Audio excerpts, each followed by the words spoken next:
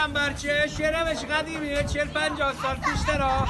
تو منطقه ما وقتی موتور نبود تلکتور نبود با این نوع گاب که معروفه به گاب سیستانی که گاب را از سیستان بلوچستان به خاطر این کوهانی که داشته می آوردن کوله بندی نمدیه می افتاده پشت کوهانش یه چوبیه زیر گلوشه بهش میگن جمله خفش نکنه. این از یه سقه تبزن اسپرس داشته به این دوتا کوله میگفتن کوکاچا به غرغر چوبی که با چوب عناب ساخته شده میگن یو انگودنی بود چون و چاش معروف بوده به چاگابی و غیره که به این گاه بحث میشده از صبح تا 1500 متر یعنی یه جربانی ما بیاری میکردن یه گام از ظهر تا 1500 متر که میخوندم برای این گابا خوندنم گاب شرطی میشده به شرط صدا صاحبش